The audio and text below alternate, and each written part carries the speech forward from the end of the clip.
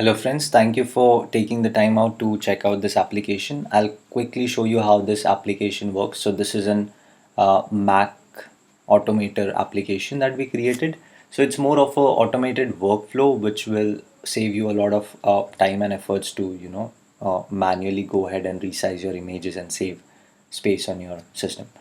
So for this demo purpose, I'll just quickly show you this input folder that we created. In this folder, we have put all types of file like doc file, keynote, PPT, Excel file, PDF files, JPEG files, PNG file, MP4 file.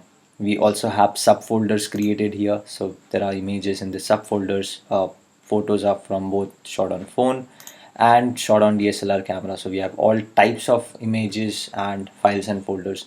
We created this input folder because usually most of us have our files in this way. So unless we have specifically chosen images in other systems where if we want to compress something, we have to manually go ahead and choose the images. In this one, we have on purpose kept all the files inside a folder to show you how our system works. So I'll quickly go ahead and launch this Automator application here. So I'll just double click on this application. Okay, sorry about that. I'll just double click on this application and there comes the welcome screen asking you to select the files or the folders that you want to compress. So you can choose both files if you want to, or you can just choose the folder itself. So I'll go ahead and say okay, and then I'll choose the input folder that I created. Now usually when you are choosing files for compression, you'll have to manually go ahead and choose the images like 1, 2, or something like this, right? In other applications. Here what you can do is you can simply select the folder itself, right? And say okay. The application will automatically take up the images and process the files, right? Next, here we would be selecting the output folder as to where you want to copy the files. So we'll select OK, and then here you can go ahead and choose any folder that you want. If you want to be very specific that where you want to place the output files, you can go ahead and create a new folder, or you can choose anyone from your desktop or anything. For this demo, we'll quickly go ahead and create a new folder named output 3. Okay, because these are again testing folders I was creating, so I'll create a new one, output 3. I'll say create. So now all my files would be going inside. Now I've chosen this, I'll say choose. This replacing existing files is in case if I want to select a folder which already have files and I want to replace it, you can check mark. If in this case we have new folder created, so no need of it. Even if you keep it on, that's no issue, but I'll just uncheck it. Let's continue. Next, it will ask repeat for each subfolder found. What this is going to do is I'll quickly show you here. So in this testing, if I go into input folder, you would see there are subfolders in it, and even those subfolders contains images, right? So what this application is asking for is whether you want to just compress the first level of files, right? Process first level of files, or do you also want this to be done for all the images that are there in the subfolder? Now this is really helpful because you can simply choose one folder here and everything else is all automated, right? You don't have to do anything. The application will go search for files, compress it, all of that, right? And in the background you would see this cogwheel running, which shows that okay, the process the process is going on, right? So here I'll select repeat for each subfolder because I want to compress everything, all the images that are there in this input folder. If you don't want to, then you can simply deselect this, right? So I'll select this, I'll continue. Now here it will tell you as to how much. In the next screen it will tell you how much compression do you want. So what ideally happens, if you notice here, that sometimes the images have a lesser width and the height is more, right? And for some images like the landscape, the one that are shot in landscape, they have the width is high and the height is less, right? So in order to keep the aspect ratio as it is, what we have done is we have put it up in percentage, right? So by default we have put it up to 75%. If in case you want to specifically resize the image by giving width and height, you can just choose size also. So I'll click OK. Here we have by default put it to decrease by percentage, like scale the images by percentage, and 75% is default, but you can change that. So I'm just going to do 50 here. And in case if you want to do it by size, then you can choose size and you can mention how much width you want. Let's say you want 1200 as in width, and it will automatically choose how much height is suitable for that image, right? However, we suggest let's do by percentage, right? Because that keeps your image's aspect ratio maintained, okay? And also gives you a good resolution image. So I've put say 50, and I'll go ahead and say continue. Now you would notice all the files would be getting copied here. You would notice this cogwheel will stop once the process is completed. So you'll see that is gone, and the files are created, right? Now I'll quickly go ahead and open this up in a new tab to show you the comparison. Now, first things first, this so we are in testing folder, and this is the input folder that we choose. Now I quickly want to show you that the size of this input folder is 107.6 MB, right? Here we created this output folder, right? So if I go ahead and choose the info of that folder, it's almost less than 50%, just 48.4 MB, right? Approximately 50% decrease in the size, right? So now let's go ahead and check the quality of the images, right? So let's start from here. We are here in output folder, and again what it has done, let me just quickly sort by kind. So what the application will do is it will copy all the folders and files from your input location to the output location you chose as it is, but in the process it will compress all the images that are there in the folder, in the subfolder, anything within that folder, whatever images are there, it will process every image, right?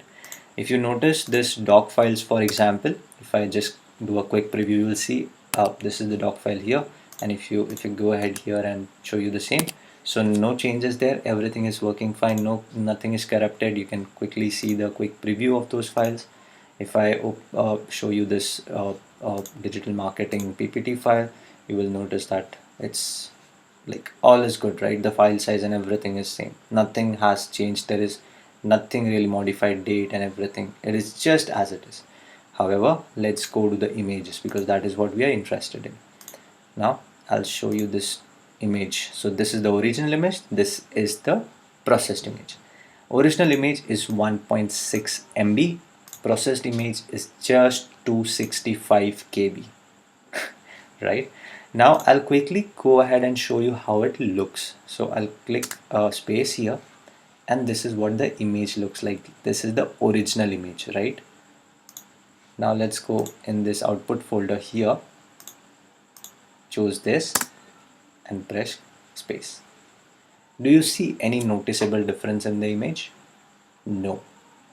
Why? Because in ideal scenarios, this dimension here is good when you're viewing this image on a very big screen, right? However, when you're viewing images on your Mac, on your cell phone, or even on your, let's say, 21 or 24-inch iMac, you might not be needing a very high definition image, right?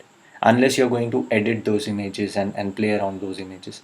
In most of the cases, if you are just clicking pictures for the sake of your memories, you really don't need to have this huge files. I'll show you another example here. So this is one of my original images. Now you would notice this file here is 3.3 MB. This is shot on OnePlus 6 that I have, and here is the dimension of this image, right? The resolution, all of the other details when it was clicked and everything, right? I'll quickly show you the preview of this. So we are in the input folder, right? So this is what the image looks like, okay? And now I'll go here in the output folder. The size is just 741 KB, okay? It's a huge decrease in the size. It's not even like the half of 3.3 MB would be close to 1.5 MB or so. This is even less than 1 MB, right? Why? Because it has, the system automatically knows to decrease the dimension but to retain the highest quality, and inflate the image to least of the size, right? So now let's see how the image looks when I try to open it. So I'll click space and it opens up the preview. This is what the image looks like, right? So here 3.3 MB, here 741 KB. I'll quickly double click and open this image properly, right? And let me just shrink it here, and also let me open this image, right? So this is the second image. Now I'll just do it full screen. So this is original image, this is resulting image, right? File name and everything is same. You would hardly notice any difference, right? There is hardly any difference in the image, right? But in terms of size, there is a huge difference, right? So this is what we wanted to show you. By simply selecting the input folder, all your files are being compressed. Your input folder being 107.7 or 6 MB, and your output folder here, and this one, it is only 48.4 MB. So that is a 50% in size reduction. Now what I ideally do with this kind of workflow is, once I have created the output files, right, all of my information is retained, right? So what I do is I just move these folders, right? In this case it is called input folder, but it could be named anything. So I just move this input folder into my external drive, right?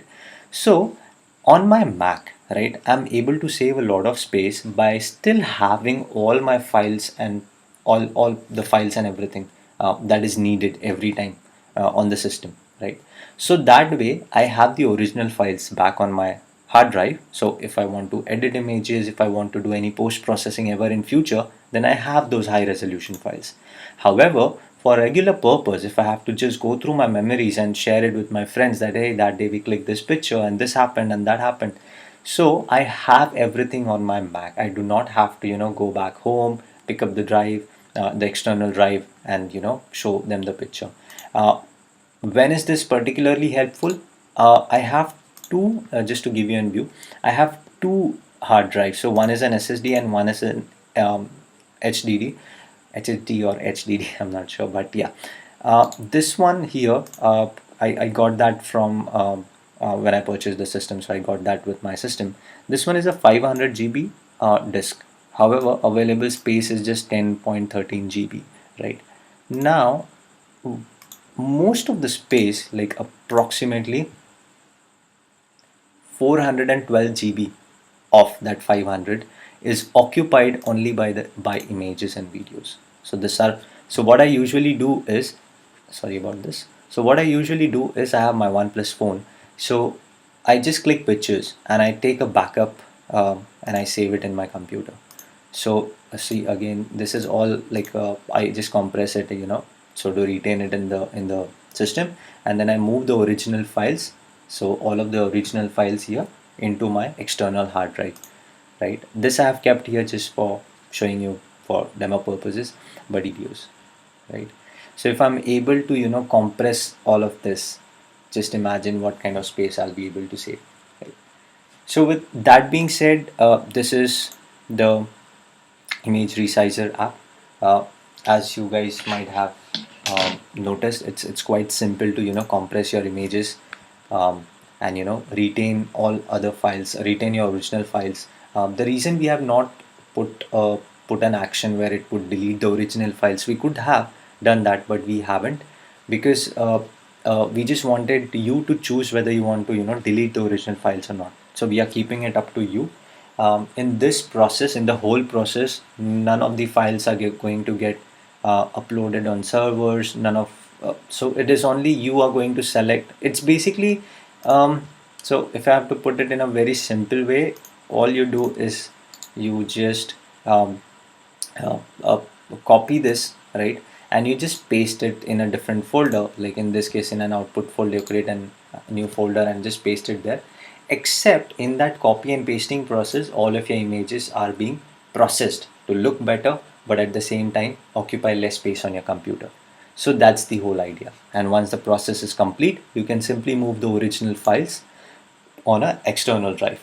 That way, saving a lot of space on your MacBook Pros, iMacs, on your Mac system basically.